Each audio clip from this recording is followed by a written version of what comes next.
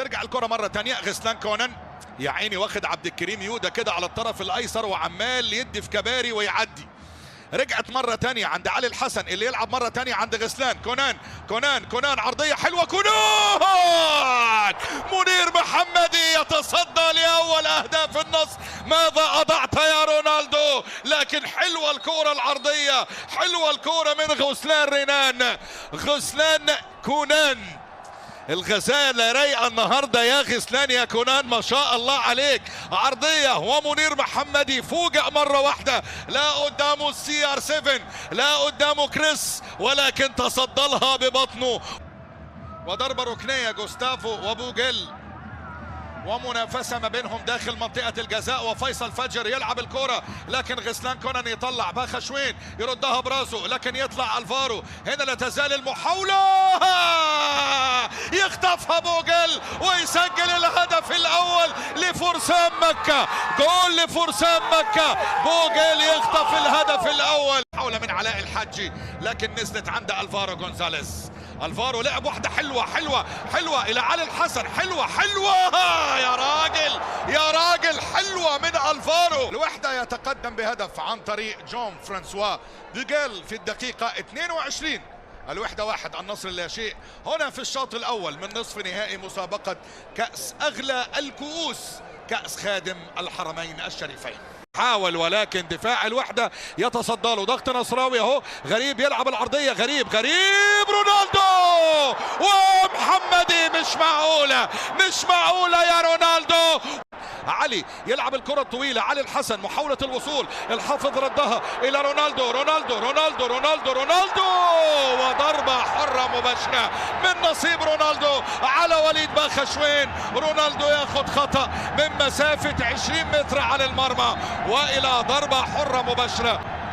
عبد الله الحافظ امامنا الوحيد اللي عنده انذار الدقيقة 24 وانذار تاني وطرد على عبد الله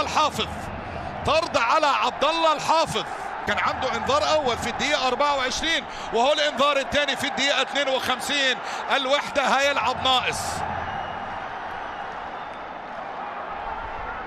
عبد الله الحافظ امامنا. عبد الله الحافظ من امام رونالدو، وهنا رونالدو بص المرور عدى رونالدو، وهنا الحافظ والسقوط وقرار من الحكم بخطأ. ضربة حرة وانذار على الحافظ، هو الانذار الثاني، وضربة حرة مباشرة وطرد على عبد الله فريد الحافظ.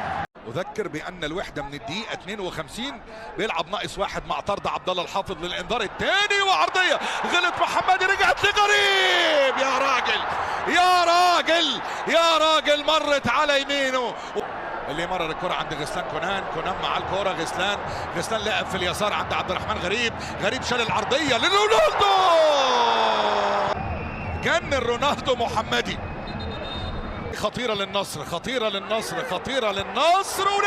ولحق لكن من جوه المرمى بيشيلها دوارتي من على خط المرمى وبيصفر. وسلامات لمنير محمدي، لكن الكرة مش معقول مش عايزة تدخل في ظل اعتراضهم اللاعب النصر. وهنشوف الكرة رونالدو مع منير محمدي، وادي الكرة وادي هنا الكرة من الصليهم، وادي هنا منير محمدي مع رونالدو والاصطدام، وهنا جوستافو ولكن اوسكار ادوارتي لفها الصليهم. وشوف منير محمدي ورونالدو اللي طالع وسابق ووقع كده منير محمدي، والكرة اللي ردها اوسكار ادوارتي قبل ما تبقى في الشباك. شوف رونالدو قفزة من قفزاته، لكن منير محمدي. وقرار من حكم المباراة. الوحدة لأول مرة من 53 سنة يصل إلى نهائي أغلى الكؤوس. الوحدة بهدف في الدقيقة 22 أحرزه جون فرانسوا بوجيل، يكتب التاريخ ويصل إلى النهائي لأول مرة من 53 سنة. والله واشتقنا يا وحدة، اشتقنا.